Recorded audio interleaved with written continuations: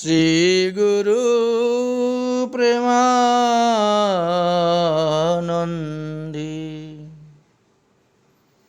নিতাই গৌর সীতানাথ হরি হরি বল হরি হরি বল। গুরুবে গৌরচন্দ্রায় রাধিকায় তদালয়ে কৃষ্ণায় কৃষ্ণ ভক্তায় তদ্ভক্তায় নমঃ নমঃ। শ্রী গৌর ভক্তবৃন্দগণ, গৌর কথার ৩৭ পর্বতে আমরা মহাপ্রভুর সার্বভৌম ভট্টাচার্যের বাড়িতে প্রসাদ পাওয়ার ঘটনাটি আলোচনা করেছিলাম। সেখানে সার্বভৌমের মেয়ের জামাই অমুক তিনি মহাপ্রভুর ভোজন দর্শন করিয়া তিনি বললেন যে ১০-১২ জনের ভোজন একজনে খেয়ে নিচ্ছে। তো এইভাবে যখন নিন্দাসূচক কথা একটু বলেছিলেন, এতে সার্বভৌম মনে খুব লেগেছিল। তিনি অমুককে ডান্ডা নিয়ে মারার জন্য গেলেন, অমুক সেখান থেকে উঠে পালালো। সার্বভৌম মহাপ্রভুর চরণে পরে ক্ষমা চাইলেন। মহাপ্রভু তাকে সান্ত্বনা দিয়ে গৃহে চলে আসছিলেন। অতঃপর সার্বভৌম চিন্তা করলেন যে আমি প্রভুরে সেবা করাতে আনলাম, আর আমার মেয়ের জামাই এরকম কথাবার্তা বলল, এতে তো মহাপ্রভু খুব দুঃখ পেয়েছেন। এখন দুটো উপায় আছে আমার কাছে তার প্রায়শ্চিত্ত করার। একটা উপায় হলো যে নিন্দা করেছে তাকে বধ করে দেওয়া। দ্বিতীয় উপায় হলো না হলে নিজের প্রাণকে ত্যাগ করা। কিন্তু এই দুই কাজই পাপের কাজ, নিন্দনীয়। কাউকে হত্যা করাও পাপ, আর নিজে আত্মহত্যা করাও মহাপাপ। তাহলে এই অবস্থায় কি করা যায়? তখন তিনি সিদ্ধান্ত করলেন যে আমি আর অমুকের মুখ দর্শন করব না, তাকে আমি ত্যাগ করে দিলাম, আমার বাড়িতে আর প্রবেশ করতে পারব না। এবং তিনার মেয়ে ষষ্ঠীকে বললেন যে তোর স্বামী মহাপাতকী। শ্রীমদ্ ভাগবত মহাপুরাণের ৭ম স্কন্ধের ১১ অধ্যায়ের ২৮ নম্বর শ্লোকেতে লেখা আছে যে এই রকম মহাপাপী স্বামীকে ত্যাগ করে দিলে কোনো পাপ হয় না। এই রকম মহাপাপী স্বামীর ঘর করতে নাই। অতএব তুমিও তোমার পতিকে ত্যাগ করো, অথবা তুমি তোমার পতির সঙ্গে চলে যাও, আমরা একেবারে ত্যাগ করব, আমাদের বাড়িতে আর আসবে না। ষষ্ঠী একথা শুনিয়া তখন রুদন করিতে লাগিলেন। অমুক ভয়ে সেই রাত্রি আর বাড়িতে ফিরে আসলো না। ভট্টাচার্য ও তাহার স্ত্রী সারা রাত্রি দিন উপবাস রহিলেন, কোনো কিচ্ছু খেলেন না। এই কথা শুনে সার্বভৌমের ভট্টাচার্যের ভগ্নিপতি গোপীনাথ সে আসলেন, অনেক বুঝাইলেন, তাতেও সার্বভৌম শান্ত হলেন না। ওদিকে অমুক যেখানে রাত্রিতে ছিল সেখানে তাহার উলাউঠা রোগ হল এবং সে বমি আর পাতলা পায়খানা করতে করতে প্রাতকালেই তার মৃত্যু হয়ে গেল। আদরের বস্তুকে অনাদর করেছিল, মহাপ্রভুর নিন্দা করেছিল, তার ফলে এক রাত্রিতেই মৃত্যু হয়ে গেল। সংবাদ পেয়ে সার্বভৌম বলিলেন, খুব ভালো হয়েছে, খুব ভালো হয়েছে, ভালোই হয়েছে। বিধি সদয় হইয়া আমাকে বিপদ থেকে উদ্ধার করিলেন। শ্রী ভগবানের নিকটে যে অপরাধ করেছে তার ফল সদ্যই ফলিয়া থাকে। নিন্দাং ভাগবত শিরীণম তৎপরস্য জনস্যাবা ততো না পতেয়্যাহ সুয়পি জাতোদ্দোষ কৃতং চ্যুতে। ভাগবতের দশম স্কন্ধের ৭৪ অধ্যায়ের ৪০ নম্বর শ্লোকেতে এই কথা লেখা আছে। যারা ভগবত ভক্তদের নিন্দা করে, ভগবানের নিন্দা করে, তাদের কখনো ভালো হয় না। তাদের ইহকাল এবং পরকাল দুই কালই তারা দুঃখ ভোগ করিয়া থাকে। ভাগবতের দশম স্কন্ধের ৪র্থ অধ্যায়ের ৪৬ নম্বর শ্লোকে লেখা আছে, আয়ুশ্রয়ং যশোধর্ম লোকনাশয় এব চ হন্তি শ্রয়াংসি সর্বাণি পুংসৌ মহদতিক্রমে। যদি কেউ কোনো সাধুর উপরে প্রহার করে, সাধু নিন্দা করে, তাহলে তার আয়ু অল্প হয়ে যায়, তার যশ নষ্ট হয়ে যায়, তার ধর্ম নষ্ট হয়ে যায়, তার পুত্র সন্তান আদি নষ্ট হয়ে যায় ইত্যাদি। যো হি ভাগবতম লোকামোপসাসং নিপতিতম করতি তস্য নশ্যতি অর্থধর্ম যশুশ্রুতা। হে রাজন, যারা সাধুদেরকে নিন্দা করে তাদের 4টি জিনিস নষ্ট হয়: অর্থ, ধর্ম, যশ, শ্রুতা। শ্রুতা মানে পুত্র বা কন্যা। অকালে পুত্র কন্যা মারা যায়, অনেক টাকা পয়সা নষ্ট হয়, মান সম্মান নষ্ট হয় এবং ধর্মও নষ্ট হয়। এই জন্য কখনো আদরের বস্তুকে অনাদর করতে নাই। নিন্দাং কুর্বন্তি যে মুরৌ বৈষ্ণবান মহাত্মানম পতন্তি পিতৃভিঃ সরিদং মহারৌরব সংজ্ঞতে। যে ব্যক্তি সাধুদের নিন্দা করে, বৈষ্ণবদের নিন্দা করে, সে তার পিতৃকুল সহিত রৌরব নরকে পতিত হয়ে দুঃখ পেয়ে থাকে। হন্তি নিন্দন্তি বৈদ্রেষী বৈষ্ণবানামভিনন্দতি ক্রোধতি জান্তি নো হরিষৌ দর্শনে পতনানি ষট। একটা অপরাধী যদি এই ফল হয়, আর যাদের মধ্যে 6 প্রকার বৈষ্ণব অপরাধ হয়ে যায়, তাদের কি অবস্থা হইবে? হন্তি, যদি কোনো সাধুকে মারে। নিন্দন্তি, যদি কোনো সাধুর নিন্দা করা হয়। দ্বেষ, যদি কোনো সাধুকে হিংসা করা হয়। বৈষ্ণবা না অভিবাদনম, যদি সাধু দেখে আনন্দ না পাওয়া যায়, যদি সাধু দেখে প্রণাম না করা হয়, যদি সাধুর উপর ক্রোধ করে কথা বলা হয়। জান্তি নো হর্ষ, এই 6 প্রকার বৈষ্ণব অপরাধ পতনের মূল হয়ে থাকে। করপটৈশ্চ ফালন্তে শ্রুতি বীর্যমশাসনে নিন্দা কুর্বন্তি পাপং বৈষ্ণবা মহাত্মনম। কোনো বৈষ্ণব যদি তোমাকে মারেন, প্রহার করেন, শাসন করেন, তথাপিও তুমি তাহাকে কিছু করিবে না, বলিবে না। সেটা তোমার ভালোর জন্যই, তোমার কল্যাণের জন্যই করিতেছেন। যে নিন্দতি ঋষিকেশং তদ্ভক্তং পুনরূপিণাম শতো জন্মার্জিতং পুণ্যং তেষাং নশ্যন্তি নিশ্চিতম।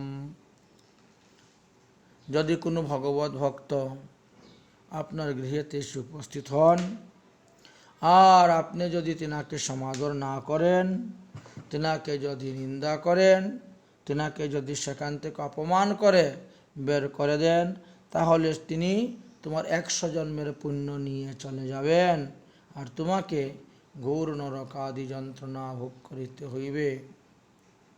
তে পর্যন্তে মহাঘোরে কুম্ভি পাকে ভয়ানকে ক্ষিপ্তা কীট সংকেন যাবচ্চন্দ্র দিবাকর।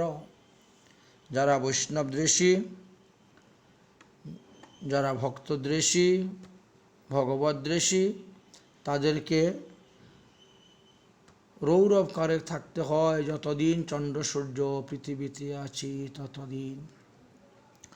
এদিকে গোপীনাথ প্রভুর নিকটে দৌড়ে গিয়ে বললেন, প্রভু সর্বনাশ হয়ে গেছে। কি হয়েছে? সার্বভৌম কালকে সারা দিন সারা রাত কিছুই খায় নাই। আপনাকে সার্বভৌমের জামাই একটু খারাপ কথা বলেছিল, এই দুঃখেতে কাল থেকে তাহারা স্ত্রীপুত্র অনাহারে আছে।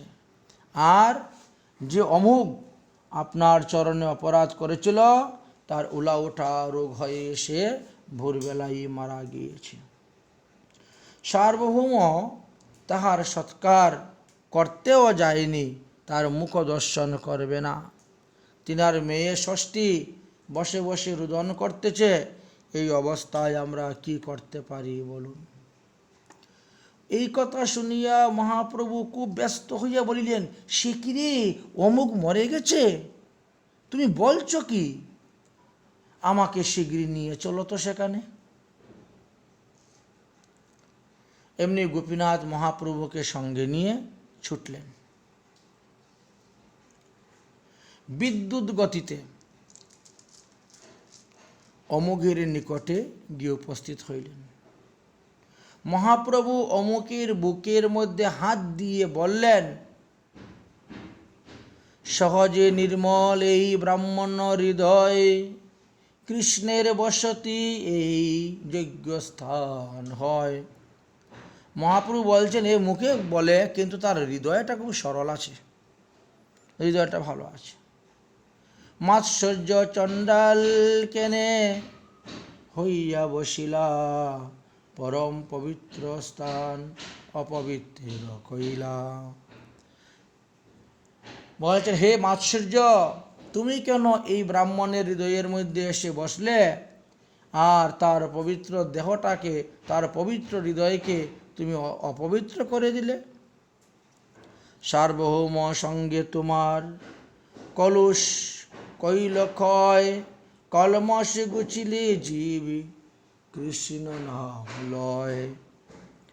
সার্বভৌম ভট্টাচার্যের সঙ্গে ঝগড়া করল, তিনি তোমাকে ত্যাগ করলেন, তুমিও উলাউঠা রোগে মারা গেলে। এখন তোমার সমস্ত কলুষ দূর হয়ে গেল, তুমি উঠো, হে জীব, তুমি কৃষ্ণ নাম লো। উঠ হয় অমোঘ তুমি লহ কৃষ্ণ নাম, অচিরে তোমারে কৃপা করিবেন ভগবান। এই বলিয়া মহাপ্রভু বারবার হুঙ্কার করিতে লাগিলেন। মহাপ্রভু হুঙ্কার করিয়া এই কথা বলার পর অমোঘের মৃতদেহে প্রাণ ফিরে চলে আসল। কৃষ্ণ কৃষ্ণ বলে অমোঘ উঠিয়া বসিল। শুনি কৃষ্ণ কৃষ্ণ বলি অমোঘ উঠিল, প্রমোদার্তে মত্ত হইয়া নাচিতে লাগিল। প্রেমে উন্মত্ত হইয়া নৃত্য করতে শুরু করলেন। মহাপ্রভুর কৃপায় অমোঘের দেহেতে কম্প, অশ্রু, পুলক, স্তম্ভ, শেদ, স্বরভঙ্গ 6টি ভাব উদয় হল। প্রভু হাসে। মহাপ্রভু হেসে হেসে দেখতেছেন তার প্রেম তরঙ্গ। প্রভুর চরণ ধরি করেন বিনয়, অপরাধ ক্ষম মোরে প্রভু দয়াময়। এই ছাড় মুখে তোমার করিন নিন্দনে, অত এত বলি আপন গেল।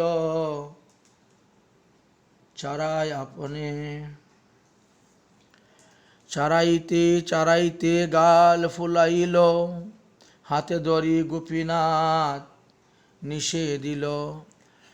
সেই অমুক প্রথমে তো মহাপ্রভুর চরণ ধরে স্তুতি করলেন, ভক্তি করলেন, প্রণাম করলেন। তারপরে এই মুখ দিয়ে আমি নিন্দা করেছি বলে নিজের হাতে নিজের গাল চড়াইতে শুরু করেছেন। এত জোরে জোরে চড়াতে শুরু করলেন যে গাল দুটা ফুলে গেছে, তবুও চড়ানো আর বন্ধ হচ্ছে না। তখন গোপীনাথ গিয়ে হাত ধরে নিষেধ করলেন। মহাপ্রভু তখন তাকে আশ্বাস দিয়ে বললেন, দেখো তুমি সার্বভৌমের জামাতা, তুমি আমার স্নেহের পাত্র, তোমার অপরাধ আমি গ্রহণ করি নাই, আর তোমার কোনো অপরাধও আর নাই, যেহেতু তুমি সদা কৃষ্ণ নাম লইতেছ। যতদিন জীবিত থাকবে ততদিনই কৃষ্ণ নাম লও। অতঃপর মহাপ্রভু সার্বভৌমের গৃহের ভিতরে প্রবেশ করলেন।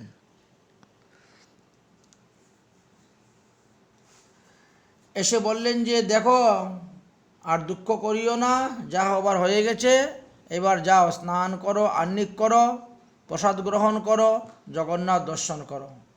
আরে অমুক তো শিশু,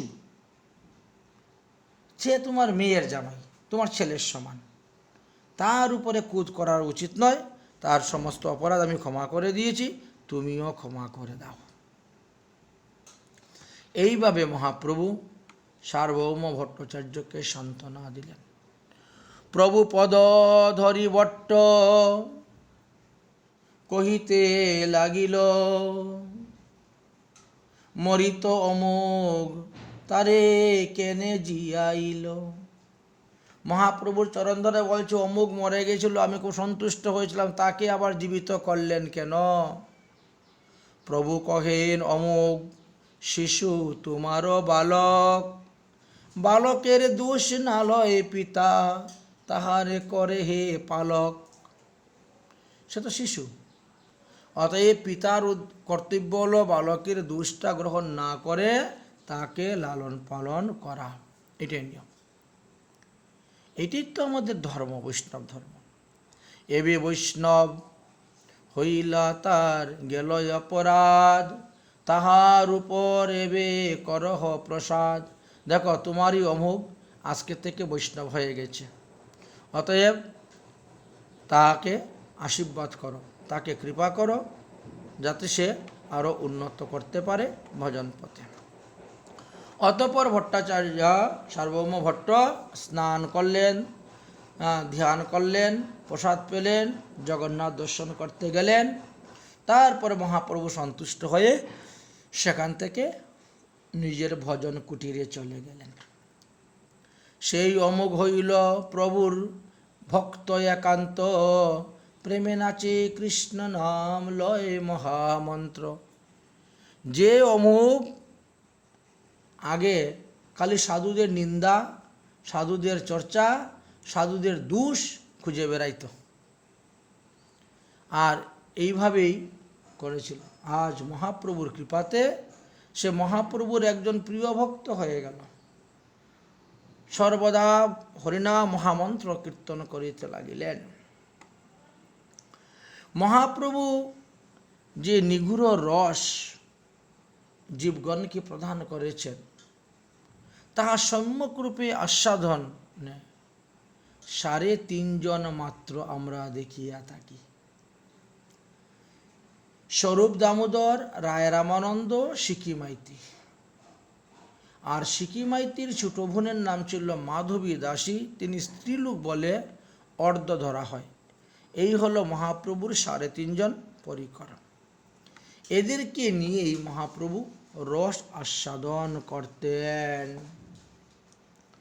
দেখতে দেখতে একটা বৎসর গত হয়ে গেল।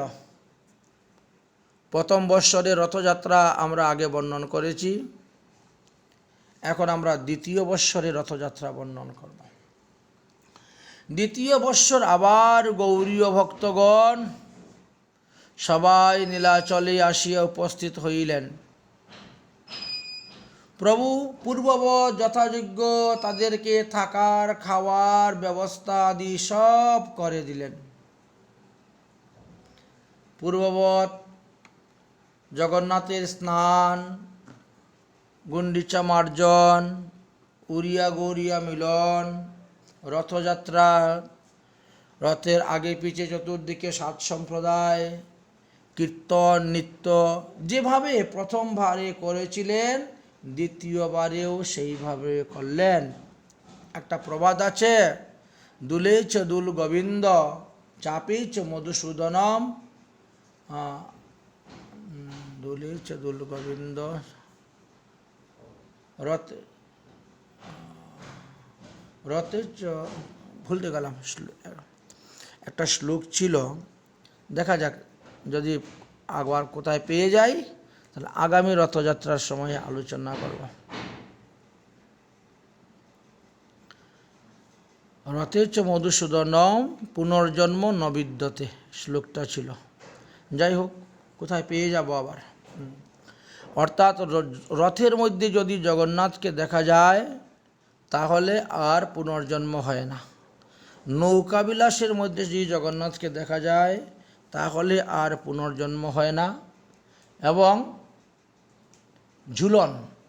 ঝুলনের সেই হিন্দুলের মধ্যে অবস্থিত অবস্থায় ভগবান শ্রীকৃষ্ণকে দর্শন করলে পরে আর পুনর্জন্ম হয় না। এই জন্য ঝুলন যাত্রা, নৌকাবিলাস যাত্রা, রথযাত্রা, এইভাবে 12টি যাত্রা আছে। সে মহিমার কথা আমরা আলোচনা করব আগামী রথযাত্রার সময়, তৃতীয় রথযাত্রাতে। তাহলে দ্বিতীয় রথযাত্রার কথাই এখন আলোচনা করছি। তো প্রভু পূর্বে যেভাবে রথযাত্রা উপলক্ষে করেছিলেন সেই সব কিছুই করলেন। উপরন্ত আরও কিছু আছে, সেটা চৈতন্য চরিতামৃতের মধ্যলীলার 16 পরিচ্ছেদ অধ্যায়তে বর্ণন করা আছে।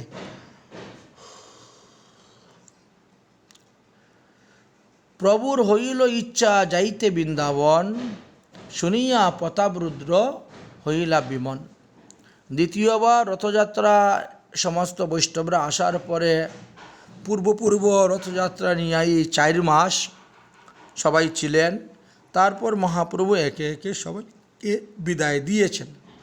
বিদায় দেওয়ার পরেই মহাপ্রভু চিন্তা করলেন, এবার আমি বৃন্দাবনে যাব, শ্রীধাম বৃন্দাবন দর্শনের ইচ্ছায়।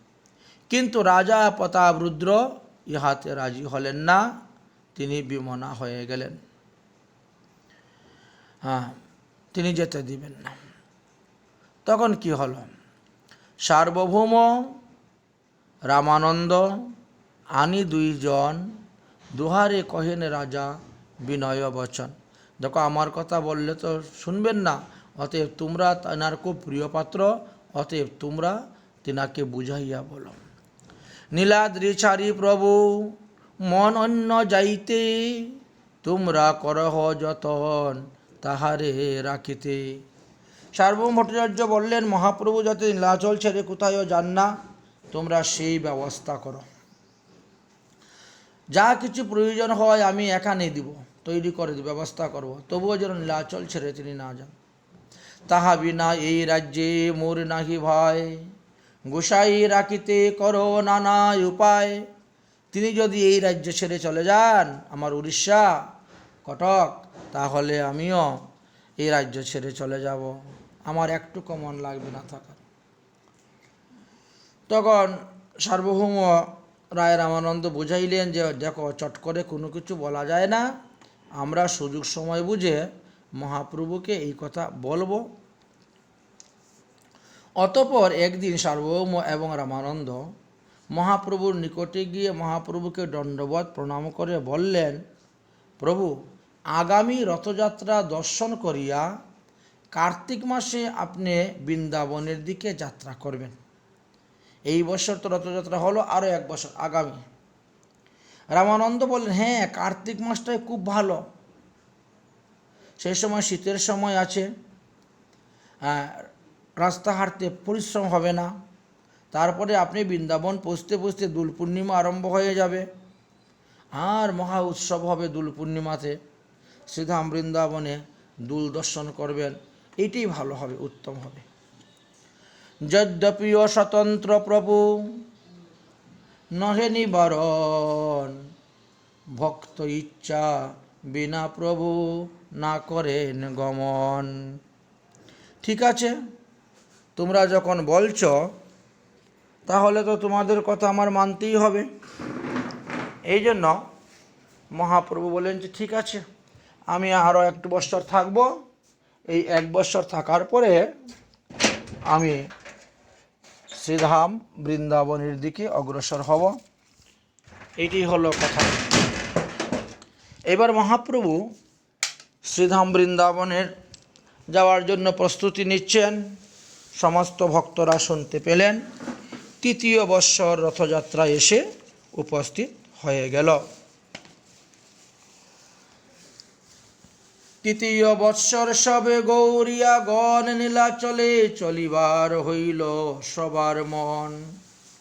3য় বৎসরে যখন সমস্ত গৌরীয় ভক্তগণ নীলাচলে আসার জন্য প্রস্তুত হলেন, ওই বৎসর সর্বভক্তের নিজ নিজ স্ত্রীগণ এবং পুত্র কন্যাগণ তারাও সবাই চললেন, আমরা নীলাচলে যাব মহাপ্রভুকে দর্শন করিবার জন্য। সর্বঠাকুরানী মহাপ্রভুকে ভিক্ষা দিতে প্রভুর নানা প্রিয় দ্রব্য নীলঘর হইতে। তারা জানেন মহাপ্রভু কি কি খেতে ভালোবাসেন। এই জন্য মহাপ্রভু যে যে দ্রব্য খেতে ভালোবাসেন সেই সেই দ্রব্য তারা নিজের হাতে ঘরের মধ্যে তৈরি করেছেন, আর তৈরি করে তারা সবাই নিয়ে রওনা হয়েছেন। রাঘব পণ্ডিত নিজ ঝালি সাজাইয়া কুলীন গ্রামবাসী চলেন পট্টডুরি লইয়া। আগেই তো মহাপ্রভু বলে দিয়েছিলেন যে তোমরা কুলীন গ্রামবাসীরা যারা আছো তোমরা আমার জন্য পট্টডুরি, জগন্নাথের জন্য পট্টডুরি নিয়ে আসবেন। সেইভাবে তারা পট্টডুরি নিয়ে প্রস্তুত হয়েছে। আর এদিকে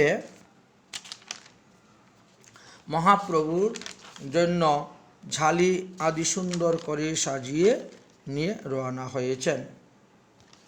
যাই হোক, মহাপ্রভু সেই সংবাদ পেলেন যে এইবার সমস্ত বৈষ্ণবদের পত্নীগণ পুত্রগণ সবাই আসতেছে, সপরিবারে সবাই আসতেছেন তিনাকে দর্শন করার জন্য। বড় আনন্দিত হলেন। মহাপ্রভু খুব বেশি করে স্বরূপকে বললেন, তুমি বেশি বেশি মাল্য চন্দন আদি সব নিয়ে যাবে, আর নরেন্দ্র সরোবরেই গিয়ে তাদের সঙ্গে মিলন করে বাস তাদেরকে ভালো করে মাল্য চন্দন পরাইয়া প্রসাদ পেট ভরে খাওয়াবে।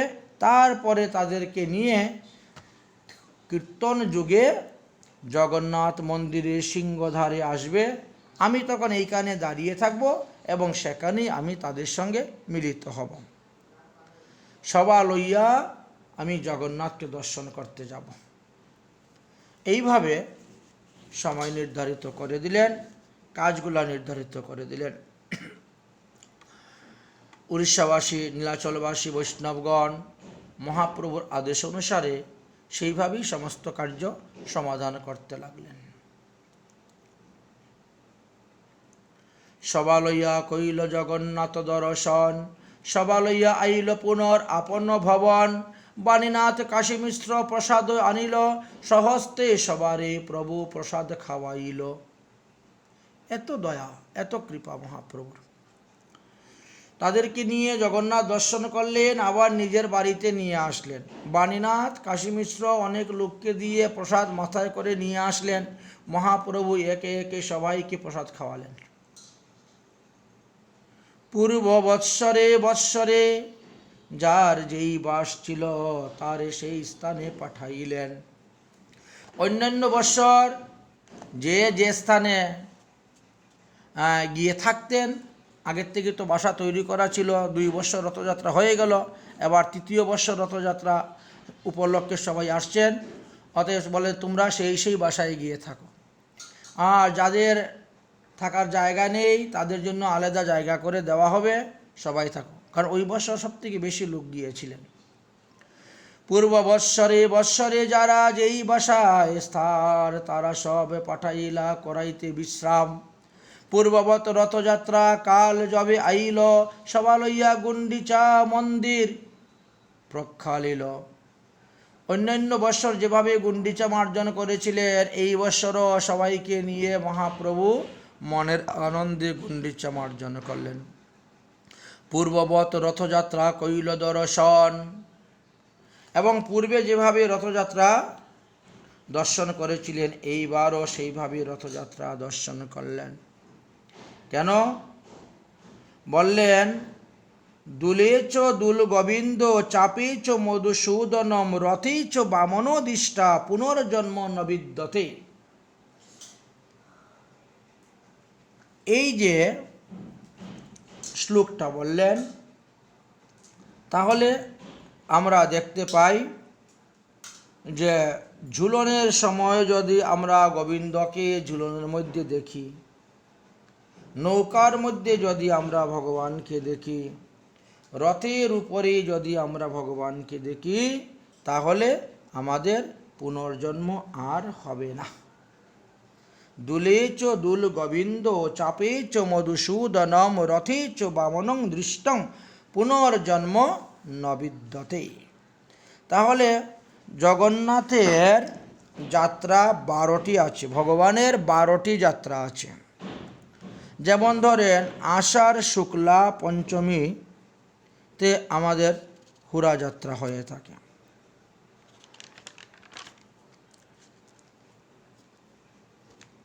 শ্রাবণ শুক্লা দ্বিতীয়া 28, এটা হলো রাধারানীর ক্ষেত্রে। জগন্নাথের 12টি যাত্রার কথাও আলোচনা আছে, আমরা পরে দেখে নিব এবং এই বিষয়েও কিঞ্চিত আলোচনা করব।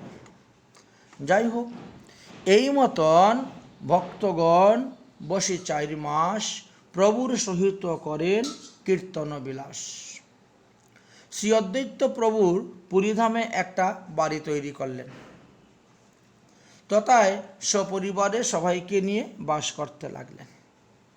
একদিন তিনি মহাপ্রভুকে ভোজনের জন্য নিমন্ত্রণ করলেন। মহাপ্রভু তিনার ভোজন স্বীকার করে নিলেন। একদিন শ্রী অদ্বৈত সিংহ মহামতি প্রভুরে বলিল, আজি ভিক্ষা করইতি। মুষ্টিক তণ্ডুল প্রভু রাধিয়াছি আপনে, সহস্তে সত্য হোক তোমার ভক্ষণে। আমি 1 মুষ্টি তণ্ডুল রান্না করব, আপনি কৃপা করে তাহা গ্রহণ করলে আমার এই হাতটা সফল হবে, হস্তের সফলতা হবে। প্রভু বলে, যেই জন তোমার অন্ন খায়, কৃষ্ণ ভক্তি কৃষ্ণ সেই পায় সর্বদাই। আরে তোমার হাতের অন্ন প্রসাদ পাওয়ার জন্য তো আমি সর্বদা লালায়িত।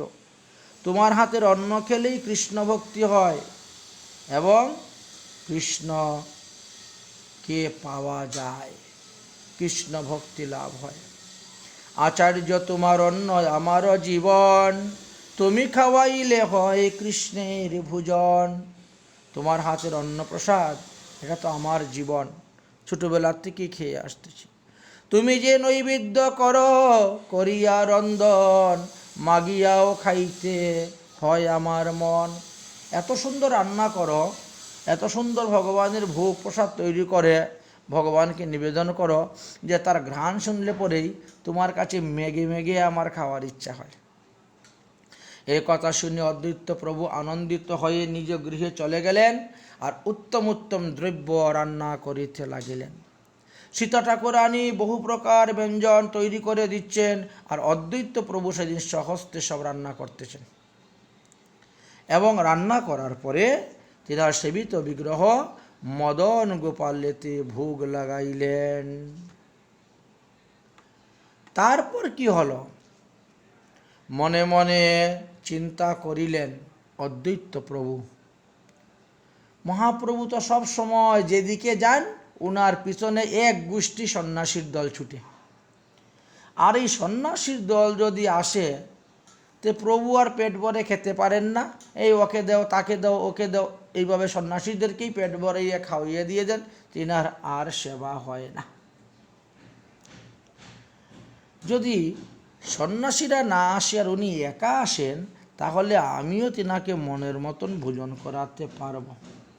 কিন্তু উপায় কি? বিনা নিমন্ত্রণে তো মহাপ্রভুর পিছনে পিছনে সব সন্ন্যাসীরা চলে আসে। প্রভুকে যেদিকে দেখে যাচ্ছেন সন্ন্যাসীরা এমনি উঠে পিছু পিছু ছুটে। অতঃপর অদ্বৈত প্রভু কী করলেন? দেবরাজ ইন্দ্রকে স্তুতি করে বললেন, হে দেবরাজ, মহাপ্রভু যখন বেরোবেন তিনার মন্দির থেকে আমার মন্দিরে আসবেন, এই সময়ে তুমি ঝড় তুফান এমন বৃষ্টি দিবে যাতে আর কোনো সন্ন্যাসী মহাপ্রভুর সঙ্গে আসতে না পারে, মহাপ্রভু যাতে একাই আসেন সেই ব্যবস্থা করো।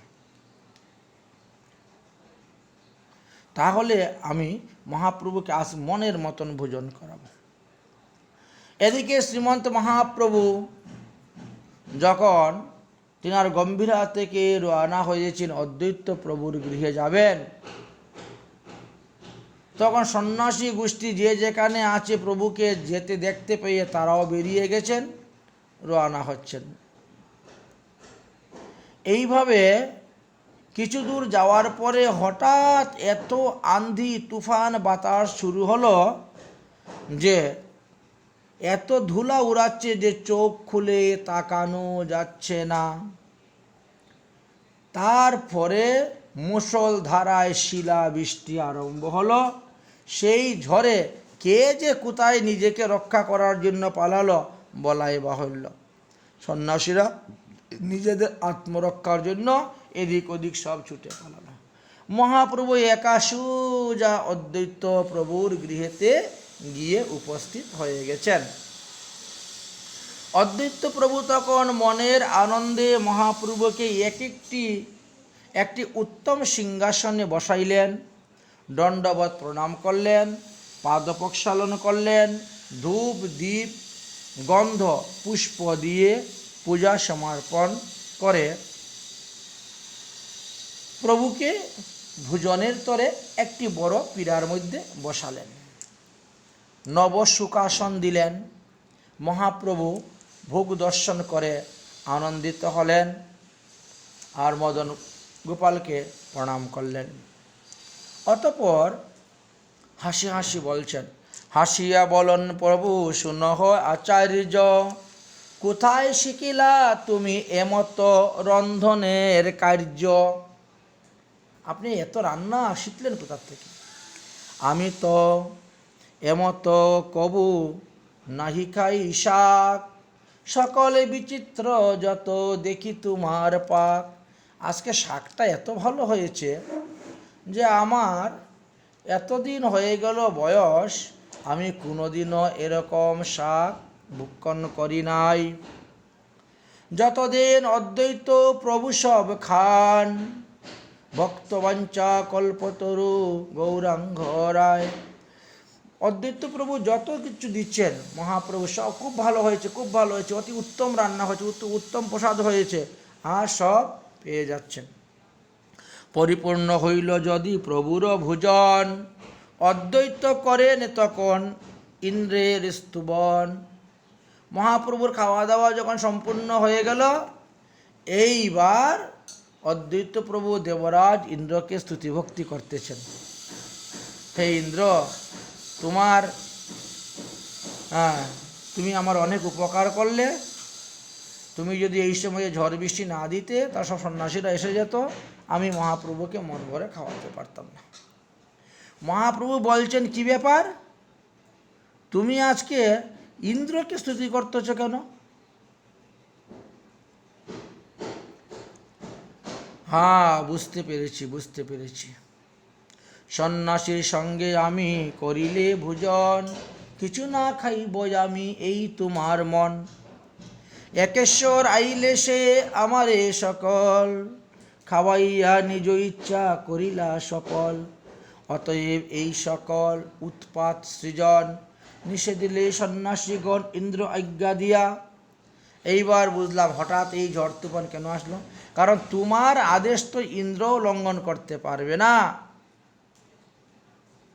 দেবরাজ ইন্দ্র তোমাকেও ভয় পায়, তোমার আদেশ লঙ্ঘন করবে কেমন করে, এই জন্য তুমি বলা মাত্রই সে বৃষ্টি দিয়েছে। এই মতন দুই প্রভু বাক্য রসে ভাসে, ভোজন পূর্ণ হইল আনন্দ বিশেষে। অদ্বৈত সিংহ করি পূর্ণ মনস্কাম, বাসায় চলিলা শ্রী চৈতন্য ভগবান। এইভাবে মহাপ্রভু নীলাচলে অদ্বৈতর গৃহেতে ভোজন করলেন। ভোজন করে তার মনোবাসনা পূর্ণ করে এবার চলছেন নিজের বাড়িতে। এইভাবে 4 মাস গত হয়ে গেল তৃতীয় বৎসর রথযাত্রার। চাতুর্মাস্য অন্তে পুনর্নিত্যানন্দ লয়, কিবা যুক্তি করে নিত্য নিবৃত্তি বসই। চাতুর্মাস যখন শেষ হয়ে গেল তখন দেখা গেল মহাপ্রভু সর্বদা নিত্যানন্দকে নিয়ে একটি নির্জন স্থানে বসে কি খালি যুক্তি করেন প্রতিদিন। কেউই জানতে পারল না এই যুক্তির কারণ। একদিন মহাপ্রভু বলছেন, হে নিত্যানন্দ, প্রতি বৎসর তোমাকে এত কষ্ট করে নীলাচলে আসার কোনো প্রয়োজন নেই। তুমি গৌরদেশে থাকো, মূর্খ নীচ জড় অন্ধ পাতকী প্রবৃত্তি জনকে তুমি ভক্তি দাও। ভক্তিহীন লোকের হৃদয়ে ভক্তিকে স্থাপন করে সকলকে কৃষ্ণ নাম করাও, কৃষ্ণ নামের অধিকার দাও, কৃষ্ণ প্রেম প্রাপ্তির অধিকার দান করো। এইভাবে বলতে না বলতেই তখন সেখানে কুলীন গ্রামবাসী সত্যরাজ এসে মহাপ্রভুর চরণে দণ্ডবত প্রণাম করে বললেন, প্রভু, প্রথম বৎসর আমি আপনাকে বলেছিলাম যে সাধ্য সাধন তত্ত্ব সম্পর্কে আমরা গৃহস্থ মানুষ কিভাবে সাধন করব, ভজন করব। তো তখন আপনি বলছিলেন যে ঠাকুরের বিগ্রহ প্রতিষ্ঠা করব, সদাচার পালন করব, ভগবানের প্রসাদ গ্রহণ করব আর বৈষ্ণব সেবা করব। তো আপনার আদেশ অনুসারে আমি তো এতদিন যাবৎ বৈষ্ণব সেবা করে যাচ্ছি, নিরন্তর নাম সংকীর্তনও করে যাচ্ছি, ভগবত সেবাও করে যাচ্ছি, কিন্তু আমার সাধন ভজনে তো সেই রকম উন্নতি হচ্ছে না। এখন আপনি বলুন কি করলে পরে আমার সাধন ভজনে তাড়াতাড়ি আমি উন্নতি লাভ করতে পারব। মহাপ্রভু চিন্তা করলেন, প্রথমে তো আমি কনিষ্ঠ বৈষ্ণব সেবার কথা বলছিলাম, এইবার সে ভজন করতে করতে মধ্যম বৈষ্ণবের স্তরে এসে পৌঁছে গেছে, এখন তাকে মধ্যম বৈষ্ণব সেবার কথা বলবো। প্রভু বলেন, বৈষ্ণব সেবা নাম সংকীর্তন, দুই করো শীঘ্রই পাবে শ্রীকৃষ্ণ চরণ। করো করো, এই দুইটাই করে যাও, তুমি অবশ্যই পাবে শ্রীকৃষ্ণের চরণ। সত্যরাজ খান বললেন, প্রভু 2 বৎসর তো গত হয়ে গেল, 2 বৎসর আগেও আপনি আমাকে এই কথা বললেন, আপনার কথা শিরোধার্য করে বৈষ্ণব সেবা নাম সংকীর্তন করলাম, তবুও তো কৃষ্ণ প্রেম প্রাপ্তি হইল না। তার কথা শুনে মহাপ্রভু হাসলেন, হেসে বললেন যে দেখো, আগে তুমি কনিষ্ঠ বৈষ্ণবের স্তরে ছিলে, তাই আমি তোমাকে কনিষ্ঠ বৈষ্ণবের সেবার কথাই বলেছিলাম, যে যার মুখে একবার শুনবে কৃষ্ণ নাম, সেই তো বৈষ্ণব, করিও তাহারে সম্মান। এই তো, হ্যাঁ, সেটা কনিষ্ঠ বৈষ্ণবের লক্ষণ। এখন আমি তোমাকে মধ্যম বৈষ্ণব সেবার কথা বলবো, কারণ তুমি এখন মধ্যম স্তরে এসে পৌঁছে গেছ। এইবার মহাপ্রভু তিনাকে মধ্যম বৈষ্ণবের লক্ষণ বর্ণন করে দিচ্ছেন। কৃষ্ণ নাম নিরন্তর যাহার বদনে, সেই বৈষ্ণব শ্রেষ্ঠ ভজ তাহার চরণে। সাধারণ বৈষ্ণব অপেক্ষা মধ্যম বৈষ্ণব তো শ্রেষ্ঠ ভাগবত। এই জন্য আগে বলছিলাম এক কৃষ্ণ নাম যার মুখে শুনবে, এখন এক কৃষ্ণ নয়, এখন যার মুখে অহরহ কৃষ্ণ নাম হয়, নিরন্তর যারা হরিনাম জপ করেন, মালা জপ করেন, কৃষ্ণ নাম করেন, কৃষ্ণ কথা ছাড়া কত আর কথা বলেন না, যাও তাদের সেবা করো। এইভাবে মহাপ্রভু বলে বিদায় দিয়ে দিলেন। সর্বভক্তগণ গৌড়দেশে চলে গেলেন। দেখতে দেখতে শীতকাল আগমন হয়ে গেল। এইবার বিদ্যানিধি এসে উপস্থিত হচ্ছেন শ্রীধাম জগন্নাথপুরীতে। বিদ্যানিধি আসার পিছনেও একটি কারণ ছিল। সেই কারণটা হলো, কোনো এক সময় গদাধর পণ্ডিত এসে মহাপ্রভুকে দণ্ডবত প্রণাম করে বললেন, গুরুদেব আমাকে যে দীক্ষামন্ত্র দিয়েছিলেন, যে বীজ দিয়েছিলেন, ওই দীক্ষা বীজ মন্ত্র গায়ত্রী মন্ত্র যখন আগে জপ করতাম, তখন আমি লীলাস্মরণে রাধা গোবিন্দের মধুর মধুর লীলা সব দর্শন করতে পারতাম, অনুভব করতে পারতাম, কিন্তু বর্তমানে সেটা আর আমার হচ্ছে না। মহাপ্রভু বললেন, তাহলে হয়তো তুমি সেই বীজ মন্ত্র গায়ত্রী মন্ত্র জুড়ে জুড়ে উচ্চারণ করেছিলে, আর কেউ শুনে ফেলেছে, এই কারণে তোমার কল্যাণ হচ্ছে না, তাহলে তোমাকে আবার পুনঃসংস্কার হতে হবে। গদাধর বললেন, তাহলে আপনি মন্ত্র দিয়ে দিন, আপনি আমাকে পুনর্দীক্ষা প্রদান করুন।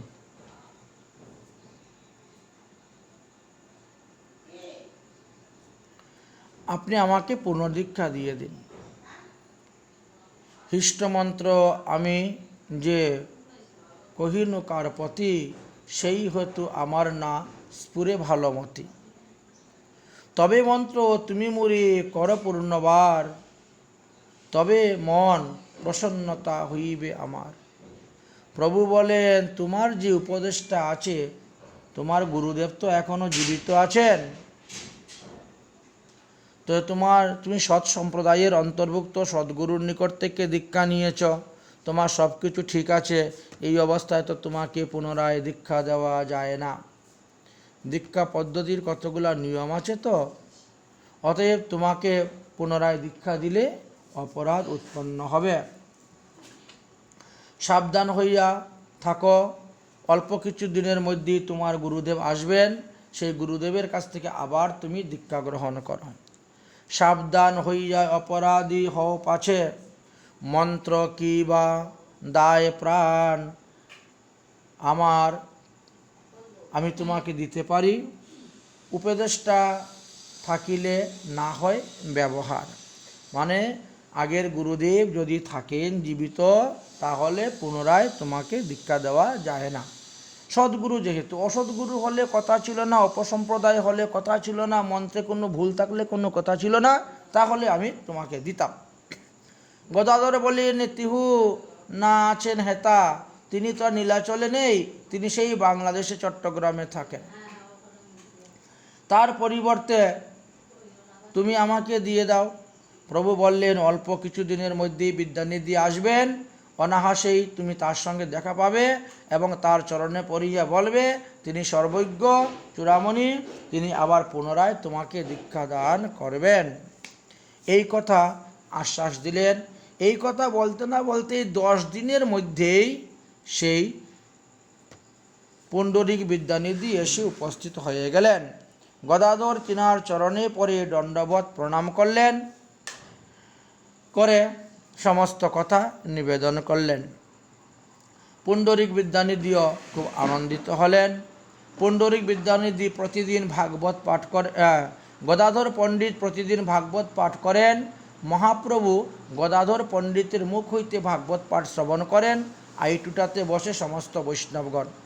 অতঃপর পুণ্ডরিক বিদ্যানিধি শুভ দিন, শুভক্ষণ, শুভ সময় দেখে আবার গদাধরকে দীক্ষা প্রদান করেছিলেন। বিদ্যানিধি দেখি প্রভু হাসিতে লাগিলা, বা পাইলা বলিতে লাগিলা। এইভাবে পুণ্ডরিক বিদ্যানিধিকে নিয়ে মহাপ্রভু সর্বত্র অবস্থান করেছিলেন, ভ্রমণ করেছিলেন। এইভাবে 3য় বৎসরের রথযাত্রাটা পূর্ণ হয়েছিল।